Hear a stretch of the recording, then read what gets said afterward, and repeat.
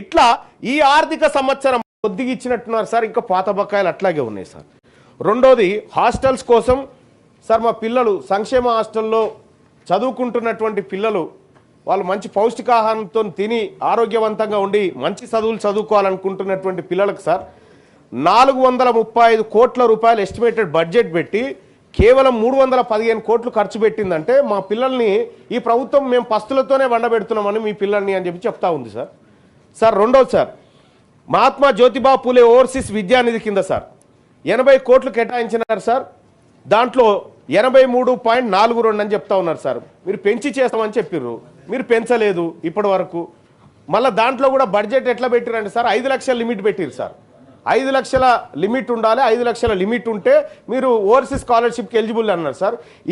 ఇదే సభలో తమ ముందే పెట్టినటువంటి సోషియో ఎకనామిక్ అవుట్లుక్ సర్వేలో సార్ ఒక కుటుంబ ఆదాయాన్ని ఒక ఇంట్లో 4 ఉంటే 12 లక్షల ఆదాయం ఉందని చూపించింది సార్ గవర్నమెంట్. మరి ఈ లెక్కన ఈ రాష్ట్రంలో ఎవరు ఎలిజిబుల్ ఉండరు సార్. సార్ అదొకటి సార్. ఇక స్టడీ సర్కిళ్ళ కోసం రాష్ట్ర ప్రభుత్వం 50 కోట్లు బీసీల కోసం కేటాయిస్తే ఖర్చు పెట్టింది 4 లక్షలా సార్? 4 లక్షలు కేవలం.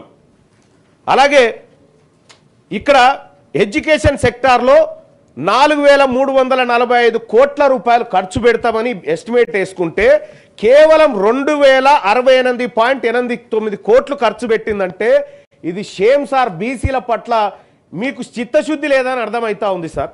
2,500 కోట్ల రూపాయలు ఎడ్యుకేషన్ సెక్టార్లో బీసీల డబ్బు మిగిలించుకుంటుందా సార్ ఇప్పటి వరకు?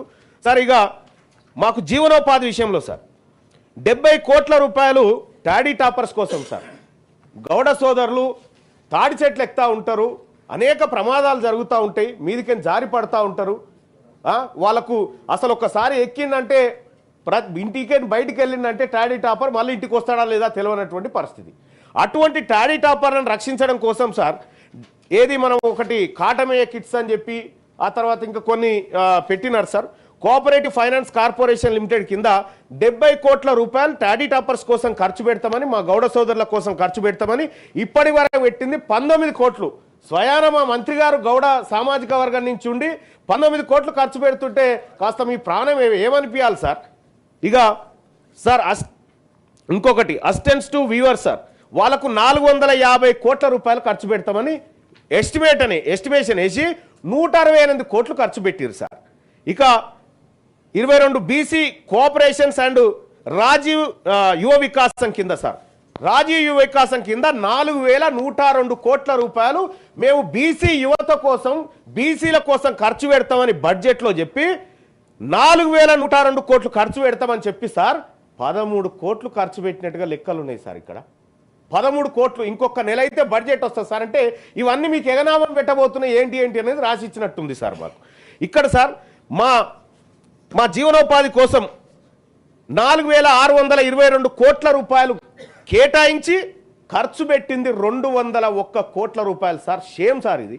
ఇక సార్ సోషల్ సెక్టార్కి వస్తే సార్ కళ్యాణ లక్ష్మి కింద సార్ మా బీసీ బిడ్డలకు పేదవాళ్లకు పెళ్లి చేసుకుంటే వాళ్ళకు ఏదో ప్రభుత్వం అందించేటువంటి చేయుత ఏదో అప్పుడే మేనమామ కట్నమనో అదో ఇదో అని చెప్పి 2173 కోట్ల రూపాయలు ఈ ఆర్థిక సంవత్సరంలో కేటాయించుకుంటే ఇప్పటి వరకు ఇచ్చింది 108 కోట్లు సార్. పెళ్లి చేసుకొని ఏం చేస్తామంటే ఎట్లా సార్? పెళ్లిళ్ళు జరుగుతలేవా సార్? సార్ ఎప్పుడు సార్? ఇప్పుడు కళ్యాణ లక్ష్మి ఇప్పుడు పెళ్లి చేసుకుంటే సార్ తమరు కూడా అనేక సందర్భాల్లో కూడా చూసిరు. ఇప్పుడు పెళ్లి చేసుకుంటే అప్పుడు ఉన్నటువంటి గవర్నమెంట్ ఏమో పెళ్లి రోజే మేము తీసుకొచ్చి ఇస్తామని చెప్పి అప్పుడున్న గవర్నమెంట్ చెప్పింది. ఈ గవర్నమెంట్ ఇప్పుడు పెళ్లి చేసుకుంటే కళ్యాణ లక్ష్మి చెక్కు ఆ పెళ్లి చేసుకున్న దంపతులకు పిల్లగాడు పుట్టి వాడే పోయి అందుకొచ్చే పరిస్థితికి వచ్చింది సార్. ఎప్పుడు వస్తుందో తెలియదు చెక్కు. ఇక ఆదిలాబాద్ జిల్లాలో సార్ ఈ కళ్యాణ లక్ష్మి కార్డు కూడా మా బీసీలకు రావాల్సిన దాంట్లో ఒక ముసలామే పెళ్లి చేసిరు సార్. 65-70 ఏళ్ళ ముసలామే పెళ్లి చేసి చెక్ ఎత్తుకపోయారు సార్ ఒకసారి. ఇట్లా అదో దుర్వినియోగం మళ్ళా. సరిగా commission for backward classes and dedicate commission కోసం సార్, అంటే బీసీల లెక్కలు తీయడం కోసము, లేకపోతే బీసీల స్థితిగతులు బీసీల పట్ల ఒక కమిషన్ ఏర్పాటు చేస్తే 21 కోట్ల రూపాయలు దానికి కేటాయించి సార్ 3,49,00,000 ఖర్చు పెట్టారు సార్. అంటే ఇక్కడ సార్ సోషల్ సెక్టార్కి వచ్చేసరికి 2194 కోట్ల రూపాయలు ఖర్చు పెడతామని బడ్జెట్లో చెప్పి కేవలం 112 కోట్ల రూపాయలు ఖర్చు పెట్టింది సార్ ఈ ప్రభుత్వం. ఇక అలాగే sir constructions of Bhavan sir, ఇక మాకు అనేకమైన భవనాలు, కుర్మ భవనము, గొల్ల భవనము, మున్నూరుకా భవనము, ఇట్లా ఎక్కడెక్కడి భవనాలన్నీ గతంలో ఆ ల్యాండ్ అలకేట్లు చేసినారు సార్. ఆ మూసి పక్క పొంటి ఉండేటి అన్ని మాయే. ఆ భవనాల కన్స్ట్రక్షన్ కోసం 100 కోట్లు కేటాయిస్తున్నామని బడ్జెట్లో పెట్టింది సార్. ఒక్క రూపాయి ఎందుకు పెట్టలేదు సార్? ఎందుకు ఖర్చు చేయలేదు సార్? ఒక్క రూపాయి కూడా ఎందుకు ఖర్చు చేయలేదు సార్ ఈ ప్రభుత్వం? సార్ ఇంకొకటి ఎస్టాబ్లిష్మెంట్స్ అండ్ శాలరీస్ సార్, 143 కోట్ల రూపాయలు దీనికోసం ఖర్చు చేస్తామని 43 కోట్లు సార్. ఇట్లా ఈ ఆర్థిక సంవత్సరంలో 11,405 కోట్ల రూపాయలు ఖర్చు చేస్తామని ఈ తెలంగాణ ప్రభుత్వం బీసీలకు హామీ ఇచ్చింది సార్. బడ్జెట్లో 11,405 కోట్లు ఖర్చు చేస్తామన్న ప్రభుత్వం మరొక నెల అయితే ఆర్థిక సంవత్సరం ముగుస్తుంది, ఖర్చు చేసింది కేవలం 2,426 కోట్లు సార్.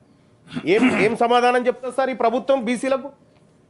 ఎక్కడ సార్? ఇక్కడ పేరుకేమో 11,000 కోట్లు పెట్టినాం మనం. అదే కామారెడ్డి డిక్లరేషన్లో ప్రతి ఏడాది 20,000 కోట్ల రూపాయలు ఖర్చు పెడతాం, బడ్జెట్లో పెడతామని కాంగ్రెస్ పార్టీ హామీ ఇస్తే కదా సార్ మేమందరం వచ్చి చేరింది. మేము బీసీలమంతా ఎందుకు ఓట్లేసినాం సార్ కాంగ్రెస్ పార్టీకి? కామారెడ్డి డిక్లరేషన్లో కాంగ్రెస్ పార్టీ 20,000 కోట్ల రూపాయలు ప్రతి ఏడాది చొప్పున 5 ఏళ్ల పాటు 1,00,000 కోట్లు ఖర్చు పెడతామన్నా సార్.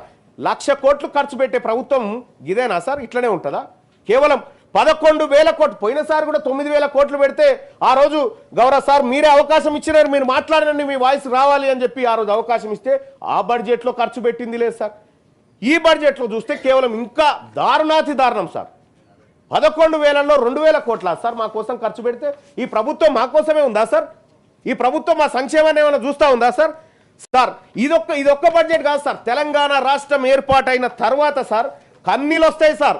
ఈ తెలంగాణ రాష్ట్ర ప్రభుత్వం మొన్ననే కుటుంబ సర్వే చేసి తెలంగాణలో బీసీల జనాభా 56.33% ఉందని చెప్పింది సార్.